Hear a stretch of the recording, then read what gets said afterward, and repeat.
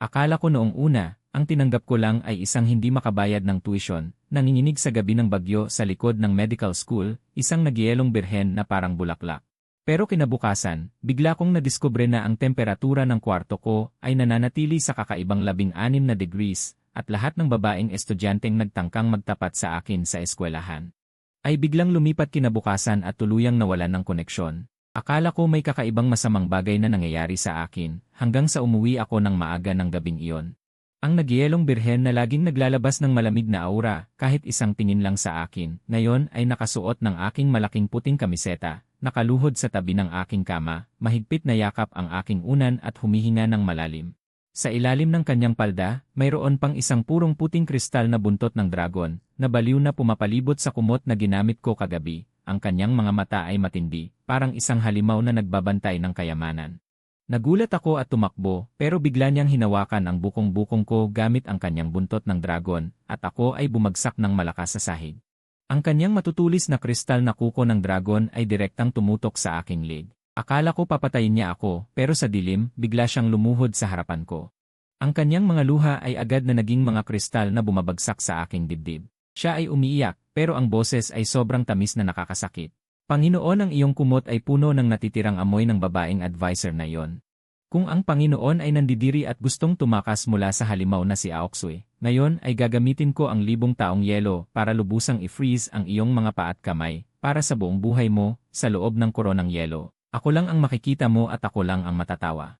Nang marinig ito, ang aking balat ay nabalot ng manipis na hamog na yelo, ang utak ko ay baliw na umiikot sa takot. Ang 16 na degree na temperatura ng kwarto, ang mga babaeng biglang lumipat ng paaralan sa gabi, lahat ng mga kakaibang puzzle ay nagtugma sa sandaling ito. Ang dalisay na birhen na ito na aking tinanggap ng mabuti, hindi siya iba kundi isang dragon na may sobrang pag-aari, brutal at baliw. Tungkol sa pagtakas, paano ako tatakas? Ang buntot ng dragon na nakapulupot sa aking bukong-bukong ay napakalakas. Maaari nitong durugin ang bakal. Ngayon, kung makita niya ang kahit katiting na takot o pagkasuklam sa aking mga mata, ang nagsiselos na halimaw na ito ay walang pag-aalinlangan. Nagagawin akong espesimen sa lugar. Ang matinding pagnanais na mabuhay ay nag-alarma sa aking isipan. Alam ko, para harapin ang ganitong uri ng walang katiyakan at baliw na halimaw, ang anumang paglaban o hiyawan ay magpapabilis ng kamatayan. Ang tanging paraan mabuhay ay isa lamang. Alagaan ang kanyang balahibo. Nilunok ko ang tuyot sa aking lalamunan, pinilit na itaboy ang takot sa aking mga mata. Hinarap ko ang kanyang may sakit at masidhing tingin at nagsalita ng tapat, hindi naman nakakainis, napakaganda. Habang nagsisinungaling ako ng walang kurap, hinimas ko rin ang kanyang malambot na puting buhok na parang kristal, at sinadya kong gawing mailambing at kaakit-akit ang aking tono. Kung talagang nandidiri ako, hindi ko sana pinulot ang maliit na halimaw na ito noong gabing iyon ng bagyo. Nang marinig ang pinulot pa uwi. Ang bangis sa mga mata ni Aoksue ay umatras na parang alon, pinalitan ng walang hanggang hiya at kagalakan. Talaga bang hindi naiinis si kuya sa buntot ni Aoksue? Maingat niyang inilis ang kanyang mahabang pilik mata sa aking palad. Ang buntot ng kristal na dragon na kanyang babaliin, sana ang bukong-bukong ko ay walang dangal na umuuga sa sahig. Ang kristal at kahoy ay nagkaluskos ng napakatamis na tunog. Ang tanawing ito ay nagpatigil sa akin. Ang nagyelong birhen na sa labas ay hindi malapitan. Ngayon ay parang batang babae na may kasalanan, nawalan ng kontrol dahil sa isang salita ko. Hindi naman nakakainis di. Napakaganda. Inulit ko ng marahan at ang kanyang katawan ay unti-unting luminya. Pero bago pa ako makahinga ng maluwag, ang mga mata ni Aoksue, na kanina ay maamong parang pusa, ay biglang nagbago ng walang babala. Iyon ay isang sukdulang may sakit na pagnanasa sa pag-aari. Iniabot niya ang kanyang matutulis na kristal na kuko ng dragon sa isang halos pagsamba. Dahan-dahan niyang hinimas ang aking pisngi. Pero kuya, kanina halata namang gusto mong tumakas, eh. Ang boses ni Aoksue ay nanlamig at ang kanyang katawan ay muling dumagan sa akin ng mahigpit. Sa ilalim ng purong puting kamiseta. Ang buntot ng dragon ay muling kumiskis ng mapanghamon at delikado sa aking binti. Natatakot ka, Aoksue? Iniisip mo ba na kapag nagdagdag ka ng kaunti, pupunta ka sa babaeng tagapayo sa eskwela na puro pabango ang amoy? Tutal itatapon mo na ako ng lubusan. Kung ganito, hanggang dito na lang. Sa kanyang lalamunan ay may lumabas na parang mahinang ungol ng isang malaking halimaw na nagbabantay ng bato. Hindi na malaya na pumipigil ang kanyang palad. Matalim ang kanyang mga kuko, halos tusukin na ang aking ugat sa leg. Mukhang muli siyang sasabog, ako'y durugin at patigasin. Sa kritikal na sandaling iyon, nagpakatapang na lang ako at diretsyo siyang hinarap ang kanyang mga pulang mata. Binaligtad ko ang sitwasyon, iniunat ang aking mga kamay at hinawakan ang kanyang mga kuko ng dragon na nagkakagulo. Nanginginig ng malakas ang katawan ni Exu. Ang kanyang marahas na mga mata ay biglang lumaki, parang hindi inaasahan na ang mahinang katulad ko ay lalaban, at lalo na ang ganito kalupit at aktibong paghawak sa kanya. Makinig ka, diretso kong tininan siya, lumambot ang aking boses. May kaunting pagkukunwaring pag-aalala at pagiging dominante. Ang amoy sa kumot ay hindi sinasadyang nadikit noong meeting. Nakakasuka kaya nagmadali akong umuwi para maligo. Kung ayaw mong maniwala, ngayon mo na lang tanungin ang sarili mo kung kaninong amoy talaga ito sa katawan ko. Natigilan si Exu. Hindi niya namalayang lumapit siya sa akin, parang isang maingat ngunit naakit na hayop na pusa. Ang kanyang matangos na ilong ay suminghot ng malakas sa aking leg. Ang dating puno ng pag-atake na tindig. Nang maamoy niya ang dalisay na samyong sabon at ang aking init ng katawan, biglang lumambot. Wala talagang amoy ng babae, mahina niyang sabi, ang kanyang pisngi ay kusang kumiskis sa aking leg. Ang pagkakombinasyong iyon na parang sakit na kasiyahan ay bumagsak siya sa aking mga bisig. Ngayon maniniwala ka na ba? Tinapik ko ang manhid niyang likod at mumiti ng pilit. Sa susunod, huwag kang bastang mga atake o papatay, narinig mo ba? Narinig ko, kuya. Masunurin si Exu. Sunod si Exu mahina niyang sagot. Ang sobrang lamig ng tunay na dragon ay tuluyang nawala. Maayos siyang umalis sa pagkakahiga ko, paatras na lumabas ng aking kwarto, at pinagbuksan pa ako ng pinto ng may pag-aalaga. Click! Nang magsara ang pinto, unti-unting bumalik ang init sa loob ng kwarto. Umiling ako, nahiga sa kumot na may halong amoy ng labahan at refrigerator, at napabuntong hininga. Kahit hindi ko alam kung anong klase siya, pero at least sa pagiging malambing at paghahaplos ay naalis ang krisis. At isang magandang babae ang nagkakagusto sa akin. Bakit pa ako matatakot? Lalo na kung alam ko ang sikreto ng paghahaplos, hindi lang makakaligtas. Parang maganda pa ang mga darating na araw. Ngunit hindi ko alam na sa mismong sandaling iyon nang magsara ang pinto. Ang sensor ng ilaw sa hallway sa labas ay biglang namatay. Si Exu na sa kwarto ay parang mabait na pusa sa pagpasok sa dilim. Ang kanyang mukha ng pagkababae at pagsunod ay biglang naglaho. Ang mahinang liwanag ng buwan sa bintana ay sumasalamin sa kanyang mukha, ang karaniwang mataas at hindi maabot na napakagandang mukha. Ngayon ay may napakalaking baluktot at baliw, ngunit sobrang saya at nanginginig ng ngiti. Inilabas niya ang kanyang mapulang dila. Dahan-dahang dinilaan ang dulo ng kanyang daliri kung saan naroon pa ang temperatura ng aking pagkakahawak. Ang puting buntot ng dragon na yelo ay baliw na pumapalo sa dilim, nagdulot ng manipis na bitak ng yelo sa buong pader.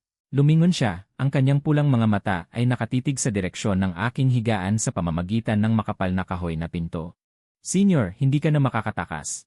Ang sarap ng amoy na ito. Ang init ng kumot na ito. May nagluluto sa kusina. Exu, ikaw ba yan? Ang cute ng pagkakatali. Nahihirapan siya sa pagluluto. Malapit nang mamatay ang apoy. Nagulat si Exu. Senior, gising ka na. Ang pagkain ng tao ay walang sustansya. Senior, araw-araw kang nagtatrabaho ng mahirap. Ito ay espesyal na pagkain mula sa bahay. Ang sarap ng amoy. Ito ay hindi basta-basta. Ang sarap talaga. Tinitigan niya ako ng may paghanga. Biglang may lumitaw. Lumitaw ang mga tainga ng dragon. Lumapit siya. Senior, malapit na ang panahon ng init ko. Medyo masama ang pakiramdam ko. Pwede mo bang hawakan ang tenga ko? Ang tenga ko ay ikaw lang ang makahawak sa habang buhay. Paano ko tatanggihan ang ganito? Hinawakan ko ang kanyang tenga. Parang pusa ang tunog. Naramdaman ko ang init ng pagmamahal. Biglang nag-vibrate ang phone ko. May mensahe mula sa babaeng advisor. Linfan, gusto mo pa ba ang subsidy mo? Hiniram ko sa'yo bago magwalo, pumunta ka agad sa opisina ko. Isang segundo lang huli, mababawi ang application form mo at ipapahiya ka sa buong paaralan. Biglang nanlamig ang mukha ko. Mahigpit kong hinawakan ang cellphone. Sa tapat ko, yung dati parang isang mahinhing pusa. Na nagsisiksik sa palad ko, si Exu biglang huminto. Dahan-dahan niyang iminulat ang mga mata. Yung mga mata niyang basa, nang mabasa ang mga salita sa screen, biglang naging parang yelo na nakapagpapalamig. Isang mapula-pulang puno, isang kalabog, yung baso ng mainit na tubig sa lamesa. Sa loob ng 0.1 segundo, ginawang yelo ng nakakatakot na pakpak ng buhangin. Sino ang maniniwala na itong Diyosa ng yelo na hindi maabot ng buong paaralan, sa pribadong paraan ay kusang magluluto para sa akin ng masarap na lugaw na karne. At dahil sa sakit ng regla, mamumula ang mata at kusang ilalagay ang mainit na taina sa palad ko, mapagpakumbaba at taimtim na humihiling na hawakan ko siya. Nang sobrang tensyonado na ang atmosfera, biglang dumating ang malupit na mensahe mula sa babaeng guidance counselor. Hindi lang utos na pumunta ako agad.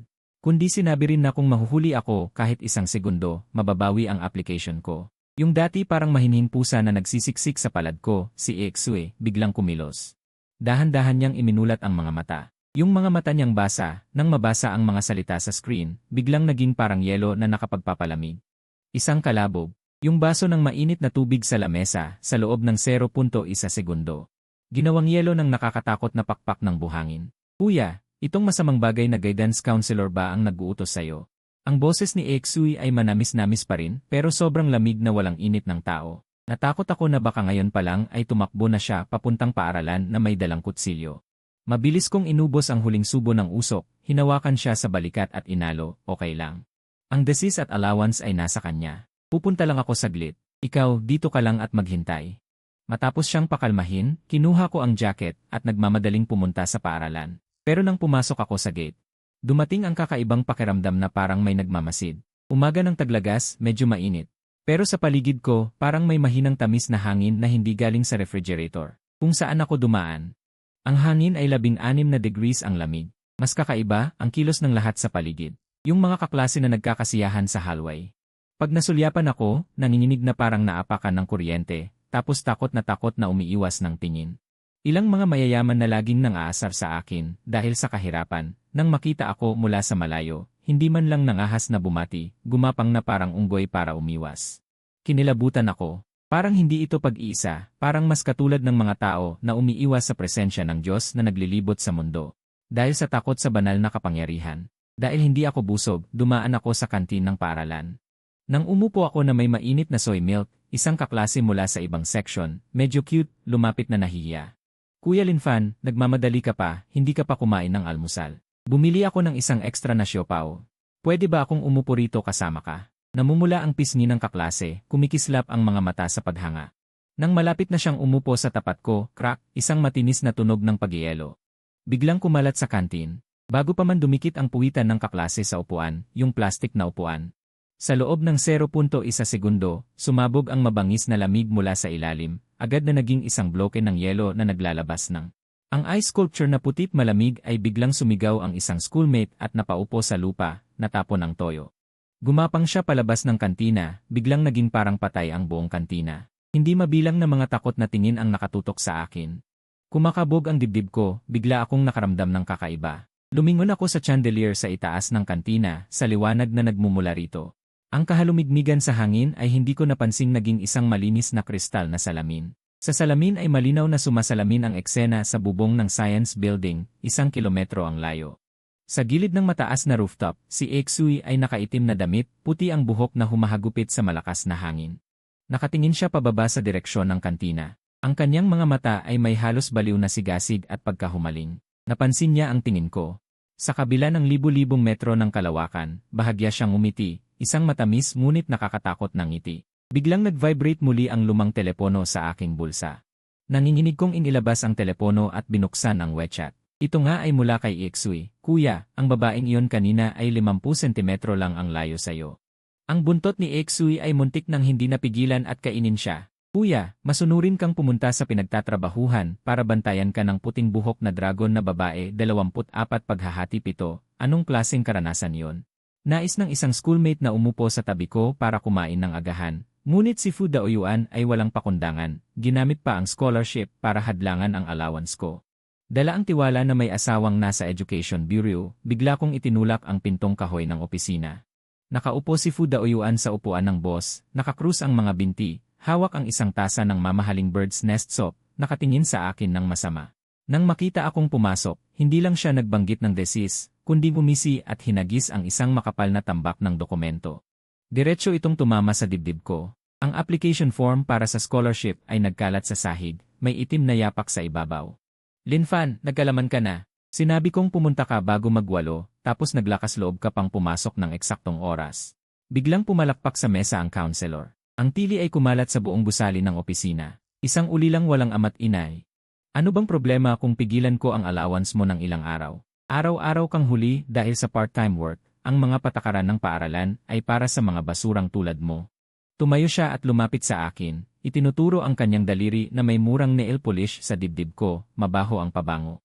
Sasabihin ko sa iyo ang totoo. Ang desismo ay direktang binigyan ko ng bagsak. Ang allowance ay ibinigay ko na sa iba. Basurang walang-wala.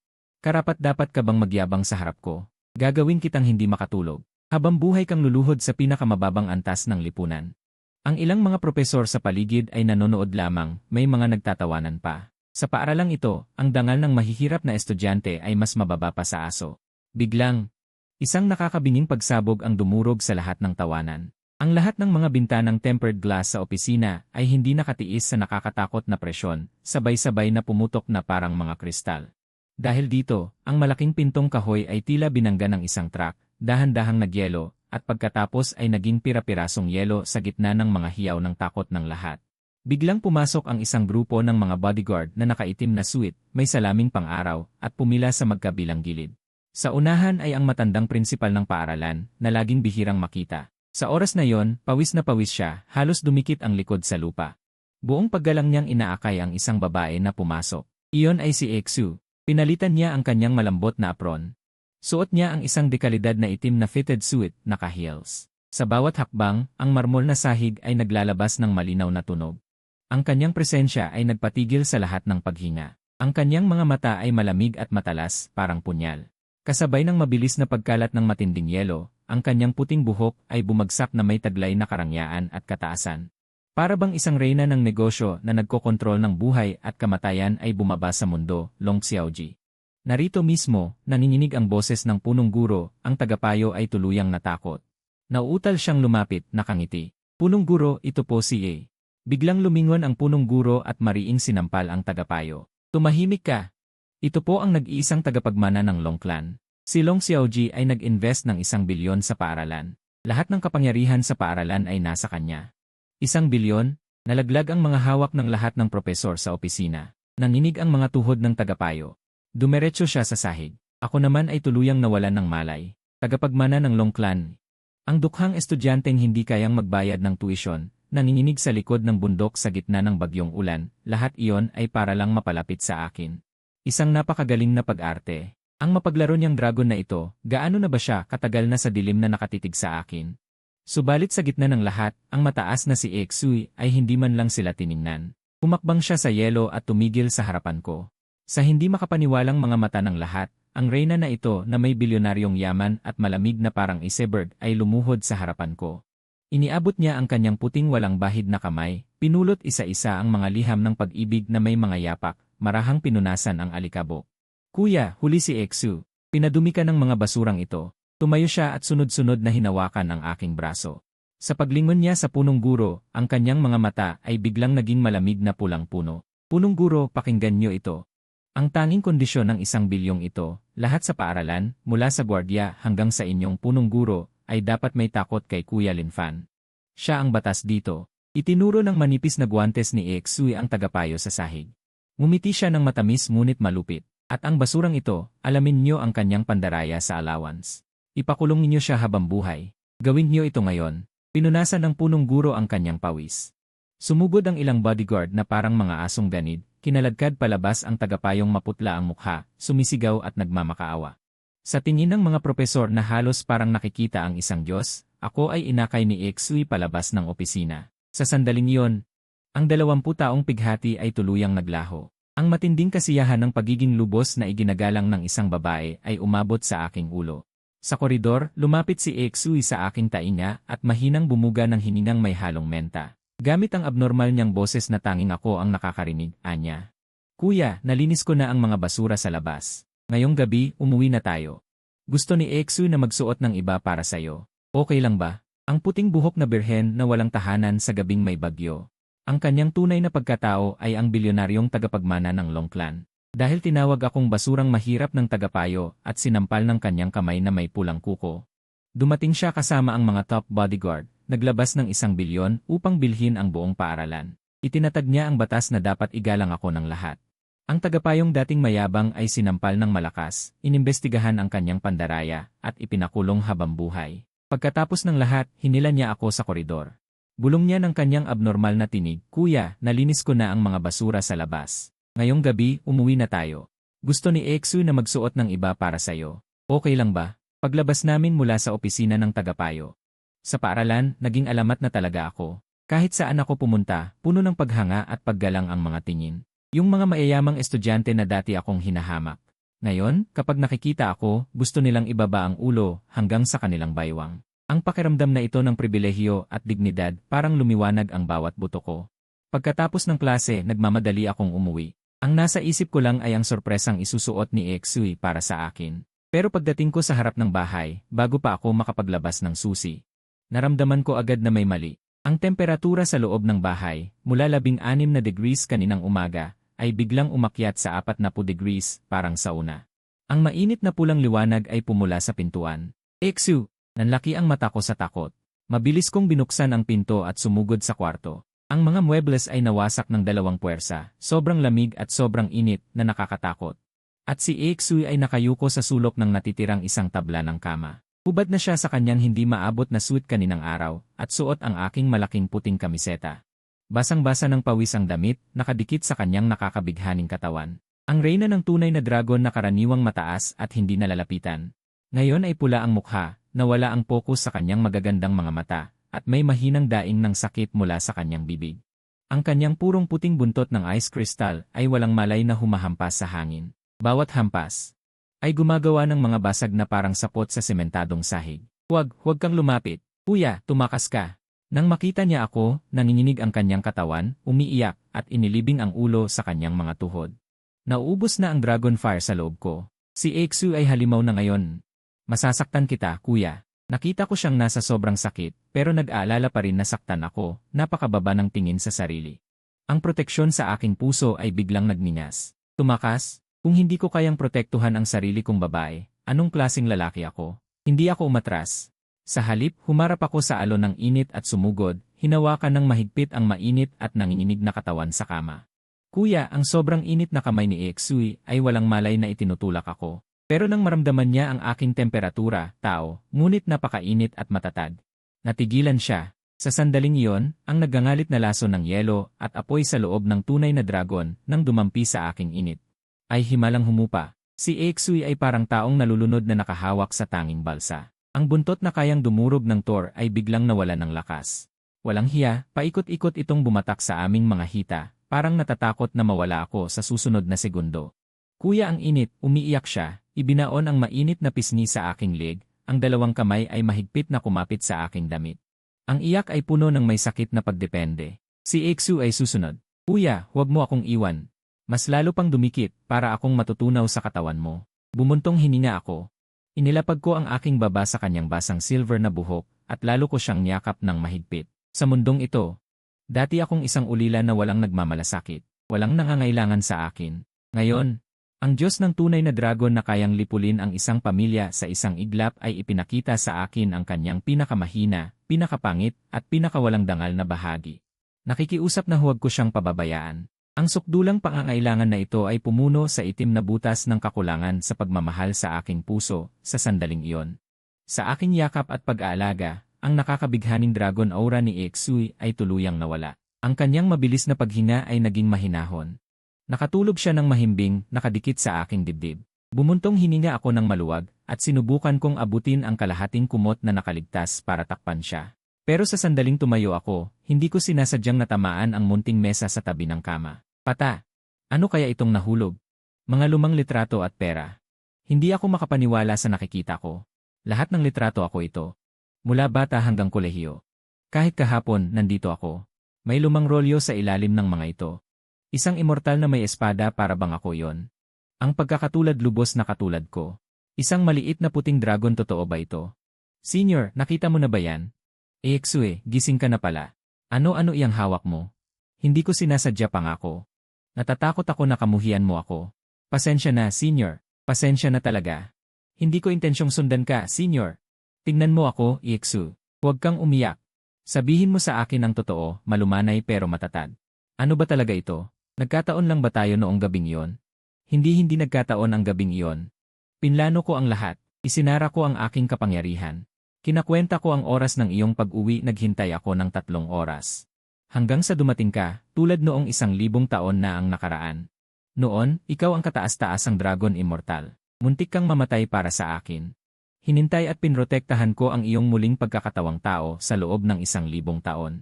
Wala akong hiling kundi ang mapasayo magpakailanman. Dati, isipin ko na baliw ka pero ngayon, hindi na. Tingnan mo ito isang tunay na dragon, hindi maipaliwanag ng siyensya. Ang kapangyarihang ito ay totoo at ang dragon ay hindi kathang-isip lamang. Kung ang dating Panginoon ay may kakayahan sa lahat ng bagay, paano pa kaya ang puting panauhin sa lumang pintura? Kahit na likod lang ang nakikita. Ngunit ang bihirang marka ng siyam na buntot na baboy na lumilitaw sa kanyang likuran ay eksaktong kapareho ng sa akin. Nasa blind spot iyon. Dati ko lang ito nahahawakan kapag naliligo, isang detalyeng halos hindi ko napapansin. Para akong hinampas ng kidlat. Isang malaking alon ang bumalot sa aking puso. Lahat ng pagtingin sa akin sa orphanage, lahat ng pang-aapi dahil sa kahirapan sa modernong lipunan. Sa sandaling ito, natagpuan ang pinakamabagsik at pinakamakatwirang paliwanag. Hindi ako basura mula sa ilalim na walang may-ari. Ako pala ang pinakamataas na Panginoon na pinaghintay ng mga Diyos sa loob ng 1,000 taon. Ang sukdulang paggalang at kapalaran ay dumiretso sa aking isip. Huminga ako ng malalim. Hinawakan ko ang kanyang maliit at pawisang kamay, isa-isang ibinalik ang kanyang mga itinatanging larawan sa kahon. At sa harap niya, inilagay ko ang kahon sa pinakakitang lugar sa tabi ng aking higaan. Tiningnan ko ang kanyang mga matang puno ng luha, at mumiti ng isang hindi pa naganap na mapagmataas. Dahil naghintay ka ng 1,000 taon, hindi mo na kailangang sumilip sa dilim. Pinapayagan kang manatili sa aking paningin habang buhay. Natigilan si Exue, pagkatapos ay sumabog ang walang hanggang galak at hiya sa kanyang mga mata. Ang kanyang kristal na buntot ng dragon ay nagsimulang kumawag ng mabangis. Bahagyang bumuka ang kanyang mga labi, nagpakita ng 2 cute na pangil ng tigre. Tumingin sa babaeng dragon na handang magpasakop para sa akin. Inayos ko ang kanyang puting buhok at mumiti. Bukas ay may laro ng basketball sa eskwelahan. Dahil hindi na tayo kailangang magtago, bukas sasamahan kita upang makakita ng mundo. Huwag mang away sa sinumang may babaeng dragon na nagmamahal sa akin. Sa laro, ako ay sadyang nilabag. Buong paliga ay pinagtatawanan ako. Pagkatapos ay bumukas ng malakas ang pintuan ng Ian. Ang dating malamig na babae na bihirang magsalita ay nagbihis bilang pinakamakulay na lolita. Hawak ang isang malaking karatulang may pangalan ko at sumigaw ng baliw para sa akin. Ang eksenang ito ay bumagsak tulad ng bomba sa buong paliga, pinamumula ang mga mata ng bully. Sa ilalim ng sukdulang pagsamba. Nagising ang aking dugo, lumipad ako at naghiganti. Ang malambot na kaning ito ay lubos na kasiya siya. Kanina lang, Linfan, saan ka nagpunta? Ikaw lang ang matangkad sa klase. Bilisan mong magbihis at pumunta sa court. Ang ilail ay puno ng ingay. Misteryosong sinabi ni Maoksu na may sorpresa siya para sa akin. Pinaupo muna niya ako. Bago ako pumasok, hinila ako ng class monitor papunta sa dressing room. Ngayon ang taunang basketball tournament ng eskwelahan. Ang aming medical faculty ay laging talo dahil sa kakulangan ng mga lalaki. Sa kasamaang palad. Sa first round ng elimination, nakaharap namin ang star team ng sports faculty. Ang kanilang main player ay nasaktan dahil sa masamang step ng kalaban. Kaya, ako, ang transfer student na laging nasa gilid, ay pilit na pinapasok. Ito ang baw ng medical faculty. Kamukha ng beansprout. Huwag kang mabuwag kapag hinampas kita. Ang star captain ng sports faculty, isang 1.5 meter na itim na bituin, ay tumawa ng mapanlait. Ang buong audience ay sumabog sa malakas na tawa. Ang mga babae sa aming klase ay nahiya at yumuko. Walang gustong sumuporta sa akin bilang pansamantalang player. Simula pa lang ng laro, napakababa ng kalaban. Hindi lang nila ako binabantayan ng sobra, kundi sa blind spot ng referee. Salitan silang siko at tuhod sa aking baywang at tadyang. Isang malakas na lagablab. Muli akong itinumba ng kaptain na itim na bituin sa hangin. Nagkaroon ng sugat sa aking palad sa sahig. Ngunit muling sumabog ang masasakit na sigaw at tawa. Ang kaptain na itim na bituin ay tumingin sa akin at dumura. Basura, umuwi ka na. Ito ang larangan ng mga lalaki. Noong sandaling hinigpitan ko ang aking kamao para tumayo, biglang bumukas ang 3 malalaking pinto ng bakal sa Yile dahil sa isang nakakatakot na napakalamig na hangin. Ang dating mainay na estadyum na may 10,000 tao ay biglang tahimik na parang pinindot ang isang buton at lahat ay nanginginig at tumingin sa pintuan. Nakita ang yelo na kumakalat sa sahig, si Exui na nakasuot ng purong puting lolita na palda, na humahakbang sa liwanag ng yelong kristal. Para siyang isang diyosa mula sa kaharian ng niebe, bumaba mula sa langit. Ang kanyang mahabang puting buhok ay lumilipad sa malamig na hangin. Ang kanyang mukha, na karaniwang hindi nagpapakita ng anumang damdamin ng tao, ay napakaganda sa ilalim ng ilaw na nagpahinto ng paghinga ng lahat. Sa gitna ng katahimikan na puno ng paghanga ng 10,000 tao, biglang hinugot ni Exui mula sa kanyang dibdib ang isang malaking karatula na mas malaki pa sa kanya. Kung saan may mga kumikinang na diamante na nakasulat ng 2 malaking letra, Kuya Linfan. At sa susunod na segundo, ang babaeng ito na itinuturing na hindi maaabot ng lahat sa paaralan, na parang hindi marunong magsalita ng sobra, ay biglang tumalon at sumigaw sa harap ng libu-libong tao nang walang kahihiyan, gamit ang pinakamatamis at pinakamainit na boses. "Kuya, ikaw ang pinakamahusay. Si Exui lang ang nanonood sa iyo maglaro." Sigaw niya ng sobrang excited. "Go kuya!" Ang eksenang ito ay parang nuclear bomb na sumabog sa Yuen, at ang mga dating kayabangan na manlalaro ay napabuga ng dugo ang kanilang mga mata. Ang mga estudyanteng lalaki na hindi tumitingin sa akin dati ay nagdangalit ang ngipin. Ito ang pangarap ng lahat ng lalaki sa paaralan. Ngayon, para lang siya nababaliw sa akin. Tumingin ako sa mga mata ni Exui na puno ng pagsamba at pagkahumaling. Dumaloy ang init sa aking katawan sa sandaling iyon. "Kuya, streetball!" Sumigaw ang teammate at ipinasa sa akin ang bola. Lumakas ang aking mga binti. Dahil sa nakatagong dugo ng ninuno mula sa nakaraang buhay, naging mabilis ako na parang anino. "Hulihin mo!" Ang 1.5 meter na kapitan ng kalabang team ay walang oras para mag-react at natumba dahil sa hangin ng aking bilis.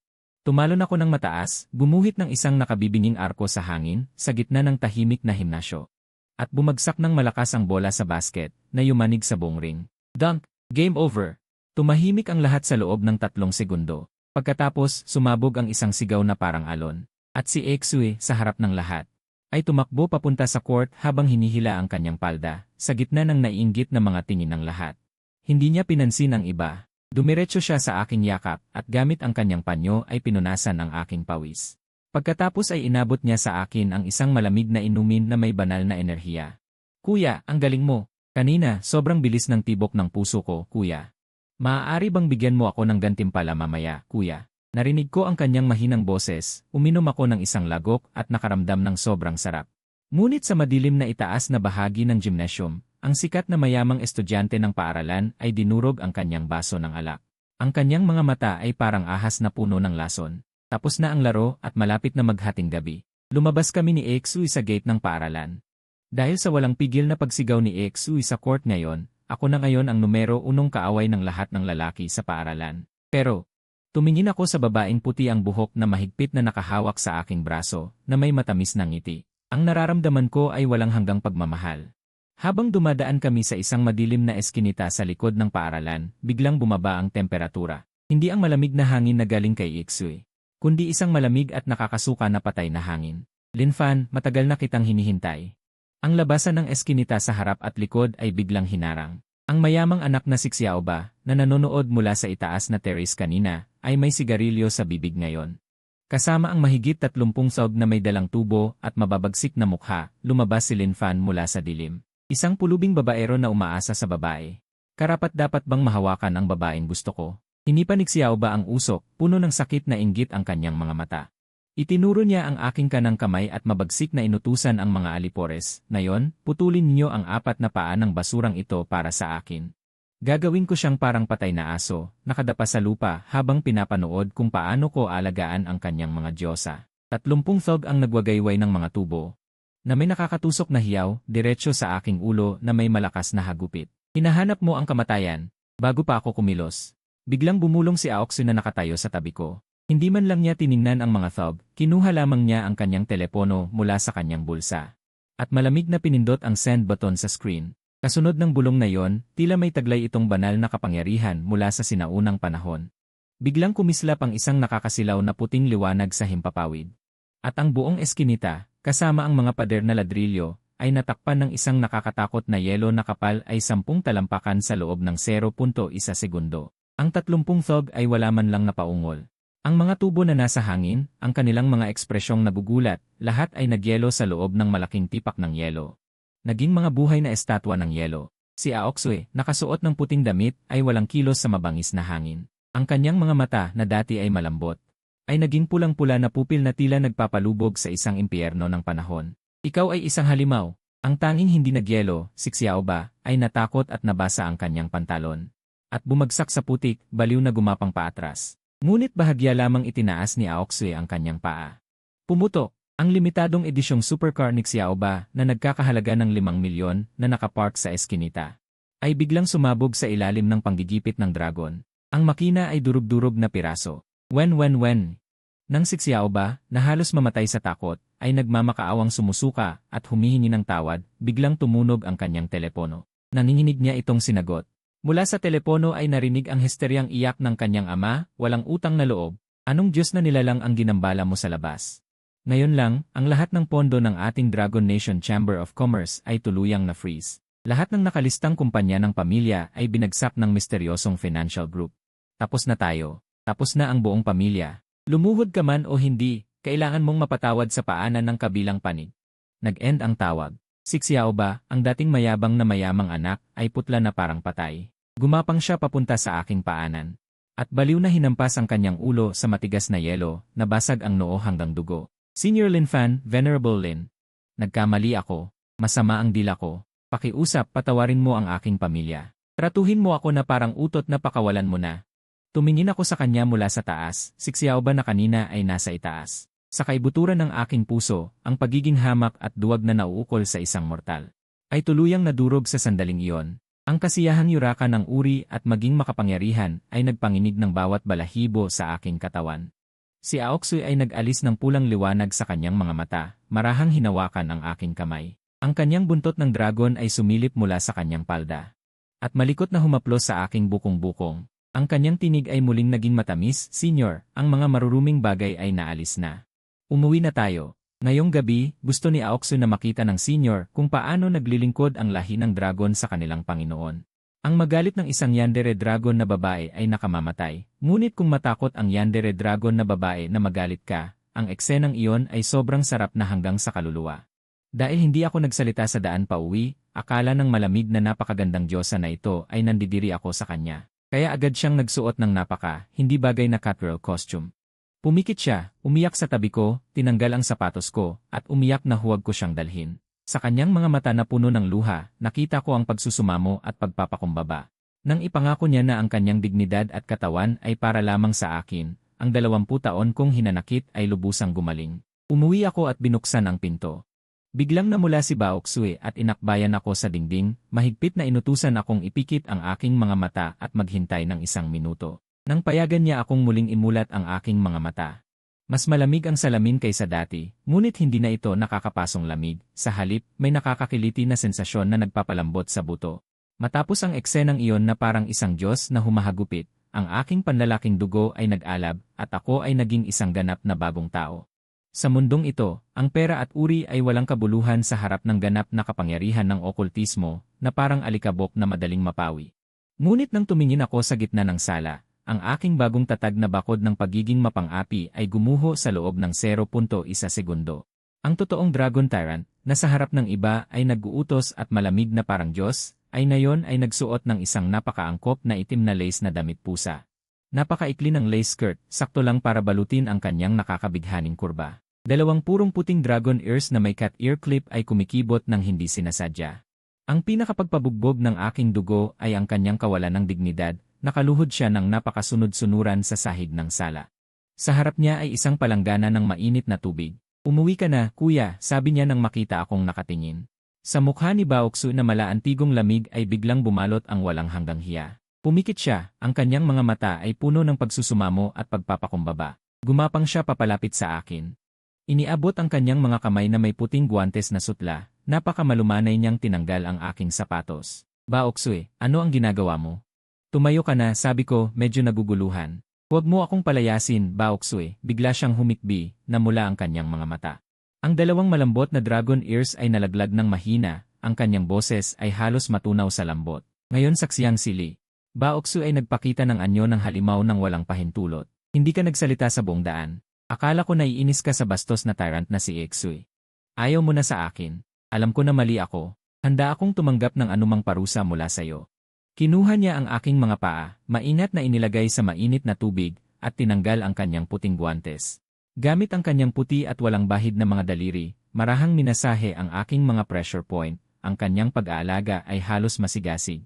Sa harap ng iba, si Aoksui ay isang reyna na yumuyurak sa lahat ng patakaran, ngunit sa harap ng kuya, si Aoksui ay pribadong pag-aari lamang ng Panginoon. Ang dignidad ni Aoksui.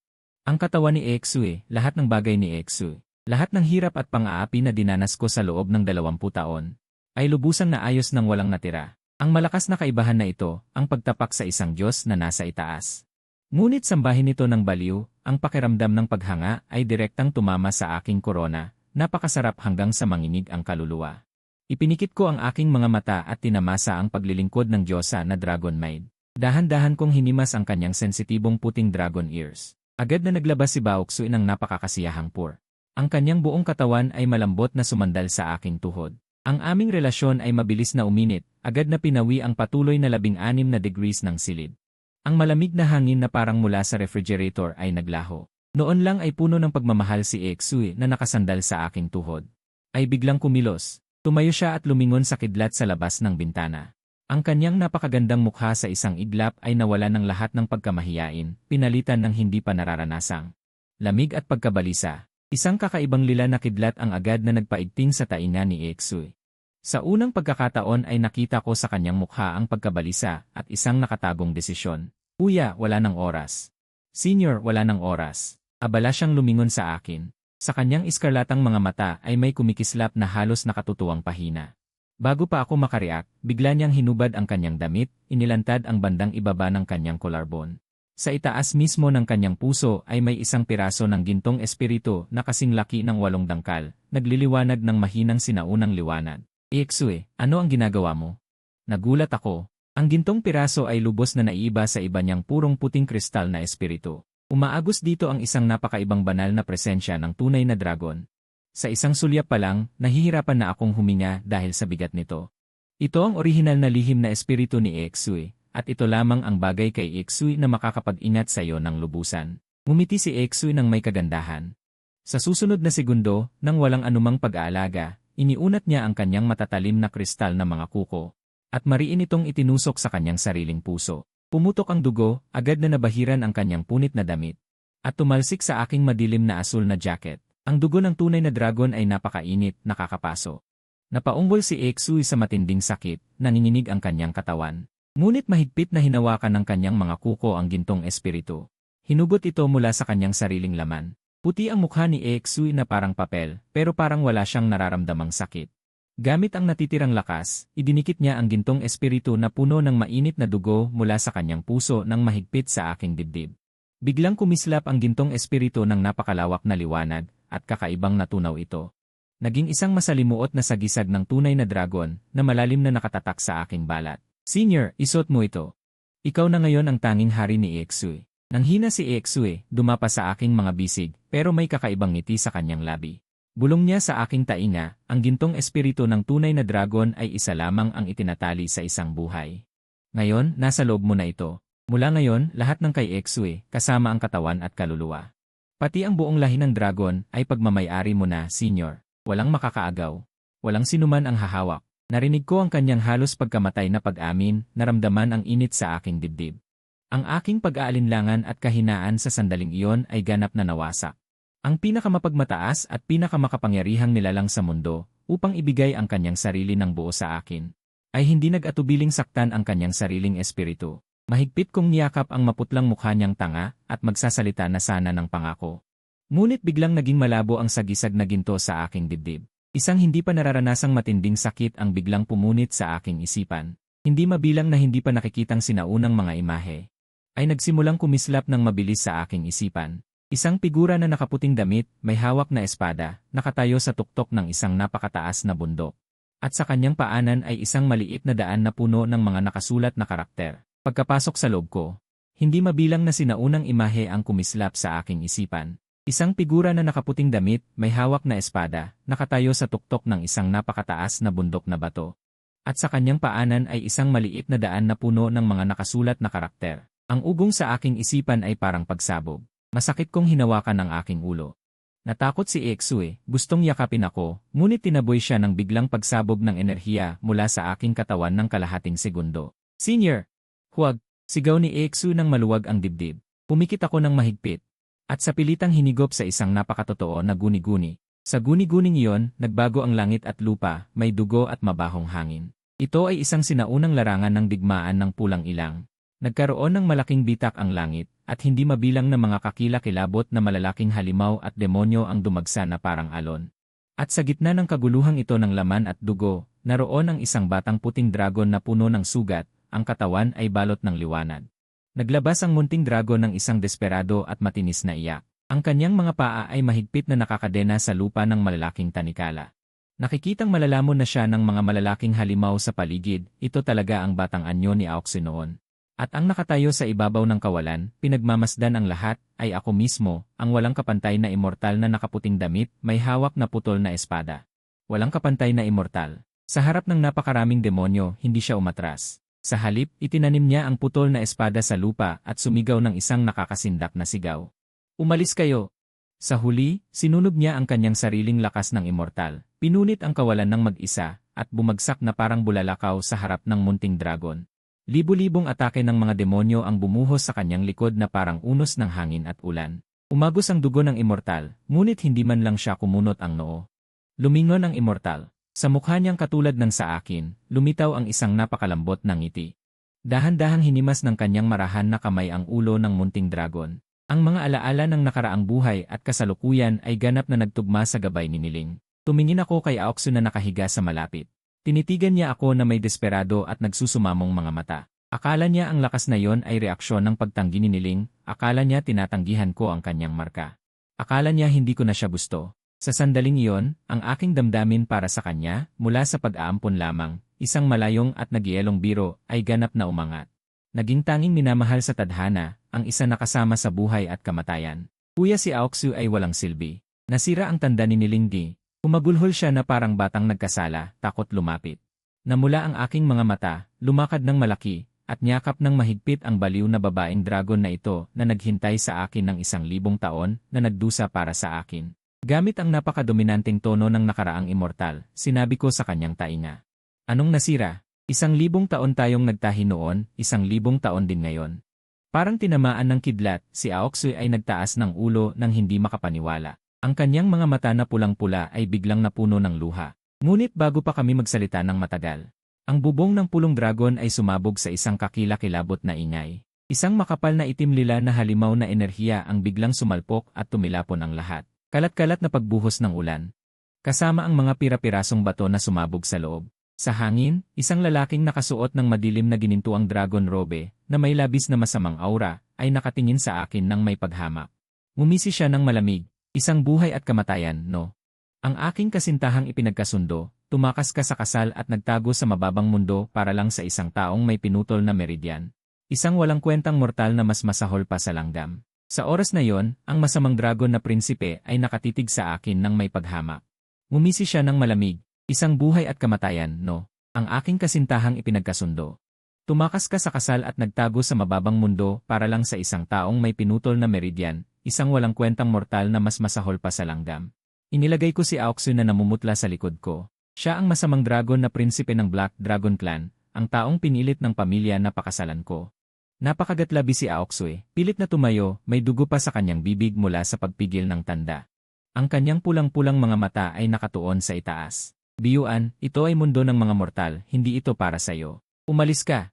Umalis? Ako, ang prinsipe, ay nagpilit na dumaan sa kawalan para pumunta rito. Paano ako uwi nang walang dala? Tumawa ng mayabang ang masamang dragon na prinsipe Biyuan. Bumaba siya sa gumuhong mga guho at tumingin sa amin ng may paghamak, parang tinitingnan ang basura.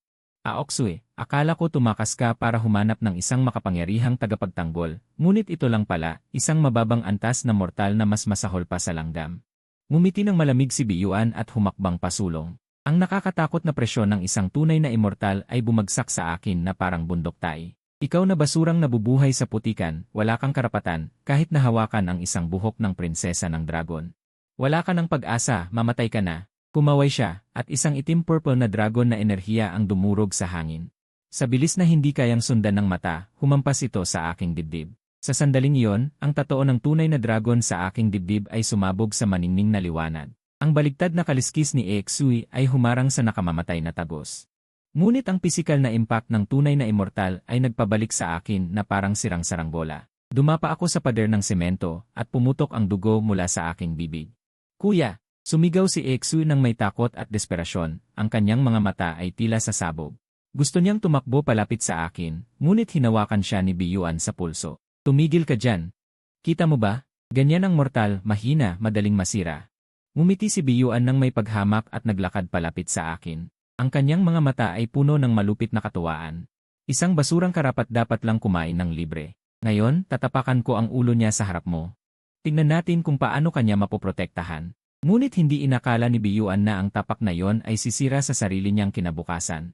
Si Exue, na dating nakahandusay, ay biglang nagbago. Ang kanyang damit na kasambahay ay napunit ng marahas na enerhiya ng dragon. Ang kanyang puting buhok, sa gitna ng hangin at alikabok, ay naging nakakasilaw na pula ng dugo. Dahil sa matinding galit, ang dugo ng dragon sa loob ni Exue ay ganap na sumabog. Ang kanyang mga mata, na dating malambot, ngayon ay naging pula at walang anumang damdamin, tanging pagkawasak at pagpatay. Sa kanyang mga binti at braso, hindi mabilang na puting kristal na kaliskis ng dragon ang mabilis na lumaki. Sa harap ng takot na mga mata ni Biyuan, isang malaking puting dragon na anino ang biglang lumitaw sa likod ni Exue. Ito ay nagpaitim sa kalahati ng kalangitan sa gabi. Biyuan, kung saktan mo siya, hindi lamang kita papatayin ngayon. Kundi lilipulin ko rin ang iyong buong angkan ng itim na dragon. Ang boses ni Exue ay matamis ngunit malamig, parang isang naghihiganting hari mula sa impyerno. Sa kanyang pagsabog ng galit, ang nakakatakot na hangin ay nagpatag sa mga gusali sa paligid. Isang malaking puting dragon na buntot ang humampas kay Biyuan, pinalipad siya sa bundok sa likod ng medikal na paaralan. Ang buong bundok sa likod ay yumanig sa ilalim ng libu-libong kidlat. Si Exue ay nawala ng kontrol, ang kanyang puting dragon na anyo ay sumaklaw sa kalangitan. Ang dating mayabang at mapagmataas na prinsipe ng dragon na si Biyuan ay ngayon ay pinipiga sa ilalim ng presyon ng tunay na dragon. Ang marmol sa ilalim ng kanyang mga tuhod ay pumutok. Ang kanyang pagmamataas ay napalitan ng walang hanggang pagtataka. Hindi, impossible. Para sa isang mortal, handa kang sunugin ang iyong pinagmulan ng dragon. Sumigaw si Biyuan ng may takot. Ngunit si Exue, naganap na nawalan ng rason, ay hindi na nagbigay ng kahit isang salita sa kanya. Sa isang galit na ungol na yumanig sa langit, ang malaking puting dragon ay sumugod pababa. Ang kanyang mga kuko ay naging isang napakalaking kristal na bitag, at sa isang brutal na galaw, hinampas si Biyuan. Ito ay isang napakadugong patayan, walang dahilan, isang panig na paghihirap. Ang itim-purple na tunay na immortal na enerhiya na pinilit ni Biyuan ay nawasak sa harap ng nagniningas na pinagmulan ni Exue. Si Biyuan ay ganap na natalo, walang kalaban-laban. Ang puting dragon ay nagningning, ang lahat ay natapos sa isang iglap. Tulad ng basurang papel, sunod-sunod na ginigipit ni Aoxue ang matalim na kamay ng dragon na mahigpit na nakahawak sa balat ng pakpak ni Bion, ang mataas na tagapaglingkod ng lahi ng itim na dragon. Sa tambak ng bato, parang asong patay na paulit-ulit na ginigiling, takot at pagkagulo, ang tunog ng pagkasira ng buto na may halong desperadong sigaw ni Bion. Gusto mong wasakin ang buong lambak? Tigilan mo na, Prinsesa Aoxue. Nagkamali ako, patawarin mo ako, si Bion ay nabugbog na parang laman. 70% ng kanyang dragon na buto ang basag, wala nang kahit anong pagmamataas na galing sa kanyang pagmamaliit sa mga mortal. Si Aoxue ay bumalik sa anyong tao, isang paa ang matapang na tinapak sa mukha ni Bion na duguan. Ang kanyang mahabang pilak na buhok ay sumasayaw sa hangin, ang dating kaibig-ibig na. Tuktok ng kanyang ulo ay ngayon ay nadungisan ng dugo ng karahasan, bahagyang nakabuka ang pulang labi. Naglalabas ng matatalim na pangil na may halong pagpatay, ang pulang mga mata ay walang anumang alon, tanging walang hanggang kalupitan at pagkapanatiko. Sinabi ko, pwede mo akong saktan, pero siya ay wag. Patayin ang buong angkan mo. Hindi mo dapat ginawa, na siya ay duguan. Ngunit sa sandaling halos mapatay na ni Bion. Sa pamamagitan ng isang sipa, ang dila ng basurang ito ay biglang nagningning ng isang matinding galit at kabaliwan. Tao, gusto mo akong patayin para sa isang alipin. Kaya lahat kayo ay makakasama ko. Alam ni Bion na walang pag-asa, kaya biglang binaligtad ang kanyang panloob na itim na dragon na enerhiya. Ang kanyang buong katawan ay kakaibang lumaki, ang itim lila na mapanirang liwanag ay biglang sumakop sa daan-daang milya. Gusto niyang maglunsad ng mapanirang sariling pagsabog upang isama si Aoxue at ako sa kamatayan. Masama, nagbago ang kulay ng mukha ni Aoxue. Para saktan si Bion. Sinunog niya ang napakaraming tunay na dragon na katawan, bigla siyang nanghina, ang kanyang dragon na lakas sa sandaling ito. Ay nagkaroon ng isang nakamamatay na puwang. Ang itim lila na liwanag ng sariling pagsabog ay parang isang tunay na halimaw na bakal. Bumuka ang malaking bibig, nagdadala ng isang mapanirang bagyo na magpapantay sa daan-daang milya. Sa sandaling malalamon na si Aoxue na walang depensa at mahina habang nasa malayo pang mga guho. Ang aking panlabas na asul na jacket ay nabasa na ng dugo, sa ilalim ng maikling kayumangging buhok na may bahid ng dugo, matamang tinitingnan ko si Aoxue na malalamon na. Ang tunay na dragon na lupa na pinagsama ang libong taong lihim na espiritu sa aking dibdib ay biglang naging hindi pa naganap. Napula, ang desperasyon na nakikita ang minamahal na mamatay sa harapan ay pinunit ang libong taong tulog. Nalabanan ng kataas-taasang Diyos sa loob ko, ginising ito. Parang salamin na gumuho, napilitang bumalik sa anyong tao, bumagsak ng mabigat sa mga guho. Isang opisinang na lang ang natitira bago ang mapanirang bagyo. Kuya, pasensya na. Sa huli, hindi pa rin kita naprotektahan ni Aoxue. Walang lakas na bumagsak sa iyong kandungan. Ang kanyang mahabang pilak na buhok ay nadumihan ng dugo at putik. Ang dating masiglang tuktok ng kanyang ulo ay ngayon ay desperadong nakayuko.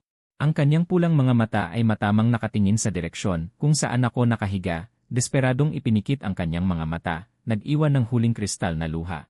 Handa akong mawalan ng kaluluwa sa pagsabog, ngunit sa sandaling iyon, isang dagundong na tila hahatiin ang langit at lupa.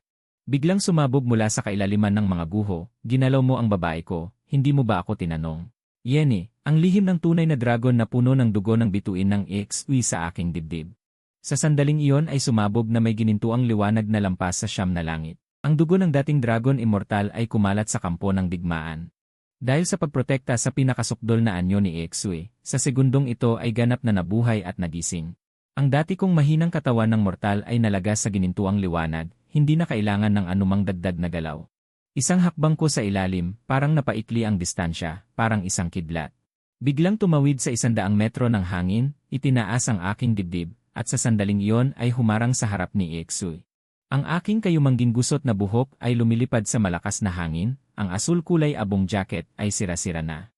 Ang pulang kurbata na may kulay ay naging madilim na pula dahil sa dugo, ngunit hindi pa rin ito napigilan ang karangalang iyon na yumanig sa mundo, kuya.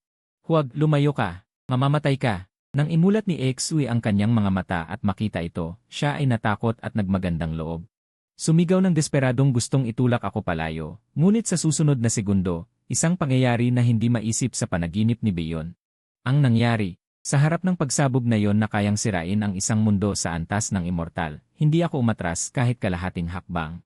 Lumakad lang ako pasulong. Ang anino ng dating immortal sa aking likuran ay sumabog, ang aking kanang kamay na pinagsama ng langit ay biglang pumutok.